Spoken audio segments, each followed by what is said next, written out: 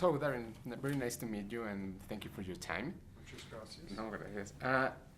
So let me ask you something about all the time that took you to make this movie. You told us yesterday Sure. in the screen that you wrote a little piece of paper and a poem of the piece.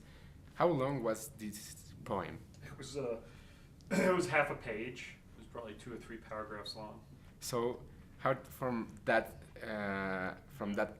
excerpt did you find to make this movie? Well, I don't think it was from that excerpt because that poem was lost for a long time. I didn't know where it was. And when we started working on the Noah movie, I didn't even remember what was in the poem. But it's funny because I recently found the poem. A few months ago, I was looking through some old boxes for my old baseball cards for my son. And I found the poem. And I gave it to my co-writer, Ari, and he was like, wow, the themes are the exact same themes that are in the movie. You know, which is the idea that there's wickedness in man's heart, as well as goodness in man's heart, and that finding the peace is our choice. And that's very much kind of what the film is. So it's interesting. All of your movies have this weight on psychological characters. There's always this struggle with the way they are. How do you find that kind of thing on a biblical character? Well, I think you know the Noah in the Bible doesn't really have much of a story. He just sort of follows what God tells him to do. Except at the end, there's an interesting moment where the first thing he does afterwards is he gets drunk. It's the first mention of wine in the Bible. And he gets so drunk that he's naked. So for us, that was a very interesting thing. Well, what type of person, what type of character that after you win ends up drunk? And then you look at the story, you know, God's story in the Bible, and it basically starts off with he wants justice. He's so upset by the wickedness of man, and over the course of the story, eventually learns hope and mercy with the rainbow. We thought that was a good thing to sort of start with giving that to Noah, where Noah is aligned with the Creator. So basically, Noah at the start of this film wants justice, and over the course of the film, he learns mercy.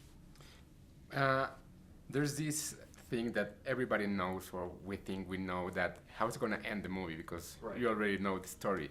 But did you change something in the character, or I don't different? think I actually don't think you really know how it ends. I think basically how we breathe life into these characters, because that's not in the Bible, is what's interesting for people. So it's like almost like you took a fairy tale and brought it to life, and how everything represents something else, and the excitement of that. It's a similar case here, which is to see how Noah and his wife deal with the flood, how Russell portrays that, is what's interesting in this project. And the drama of that, I think, is pretty suspenseful. How was working again with Jennifer Connelly? How do you think she grew this 10 years that you haven't She's worked? grown unbelievably. It's a very good question. When I worked with her, she was an incredibly talented actress on Requiem for a Dream. But working with her on this film, she's a true master at this point, really. And just to see someone blossom into that skill set was inspiring. You know, you always hear how people learn and get better at what they do. She, you know, you watch the movie, you can't believe how great she is in the film. I was listening yesterday to some journalists that they were telling me that they were chatting between them, and they were telling that this movie doesn't feel like any of your movies. But I really think that it's closer than to The Fountain in some aspects of the way that you made the time lapse and all that, and all that kind of effects. What's working again with this kind of big effects in screen? Yeah, I mean, I don't know. Some people think that it's just like all my other films. Some people think it's not like any of the films. I don't know what to say about that. I just try to show up and create a visual style that matches the film. I mean, The Wrestler wasn't really much like any of my earlier films, but now people say, oh, yeah, that's of course like Darren's film. So I'm just always just trying to do something new and different. Did you learn something of making this movie after all this time that you wrote the poem and believed to? Oh, I'm sure I learned endless things. If I can remember one thing right now, I don't know. I mean, for me, it was a huge, long adventure and a dream come true to finally bring this to the screen. Just so many years of thinking about it, and now to be at a place where I have this incredible billboard behind me is exciting. Do you relate to any of your characters, and at this time in this movie, you think that you put something of you more in than any other? I think any character that you create and that you breathe life into, is going to have a piece of you in it, because